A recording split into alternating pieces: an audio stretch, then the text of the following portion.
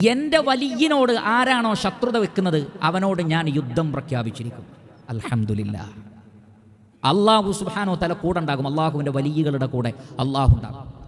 അവരോട് ആര് ശത്രുത വെച്ച് പുലർത്തിയാലും പടച്ച റബ്ബ് ഏറ്റെടുത്തിരിക്കുന്നു. ഫഖദ് ആദൻതുഹു ബിൽ ഹർബ്, യുദ്ധം ഞാൻ പ്രഖ്യാപിച്ചിരിക്കുന്നു. ഹർബ് എന്ന് പറഞ്ഞാൽ ഖിതാലാണ്, യുദ്ധമാണ്. എന്നിട്ട് അള്ളാഹു സുബ്ഹാനഹു വ തആല പറയാണ്, എപ്പോഴാണ് ഈ വലിയാവുന്നത് അതും അറിയണം. വലിയന് വ്യത്യസ്ത ഡെഫിനിഷനാണ് മനുഷ്യന്മാർക്കിടയിലുള്ളത്.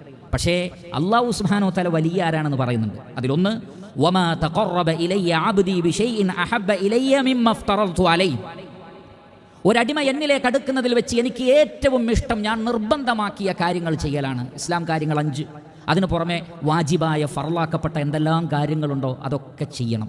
തീർന്നില്ല, ആ വിലായത്ത് വർദ്ധിക്കും. വമാ യസാലു അബ്ദി യതഖറബു ഇലയ്യ ബിന്നവാഫിൽ, സുന്നത്തായ കാര്യങ്ങൾ ചെയ്യുന്നതിലൂടെ വീണ്ടും വീണ്ടും ഒരടിമ എന്നിലേക്ക് അടുത്ത് എൻ്റെ വലിയായി തീരും.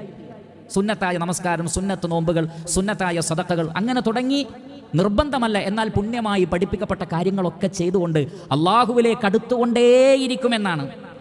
എത്രത്തോളം? ഹത്ത ഉഹിബ്ബഹു, അങ്ങനെ ആ അടിമയെ ഞാൻ സ്നേഹിക്കും. അള്ളാഹുവിൻ്റെ സ്നേഹം സ്ഥിരപ്പെടും.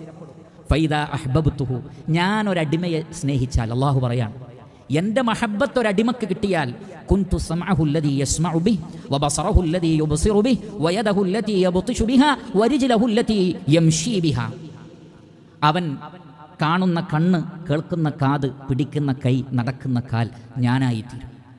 പ്രിയപ്പെട്ടവരെ, പണ്ഡിത ലോകത്ത് 2 വ്യാഖ്യാനമാണ് ഈ വാക്കിനുള്ളത്. അതിലൊന്ന്, എല്ലാ തിന്മകളിൽ നിന്നും മഅസിയത്തുകളിൽ നിന്നും ആ അടിമയെ അള്ളാഹു രക്ഷപ്പെടുത്തും. എല്ലാ നന്മകളും ചെയ്യാൻ ശരീര അവയവങ്ങൾക്ക് താക്കത്ത് നൽകുകയും ചെയ്യും.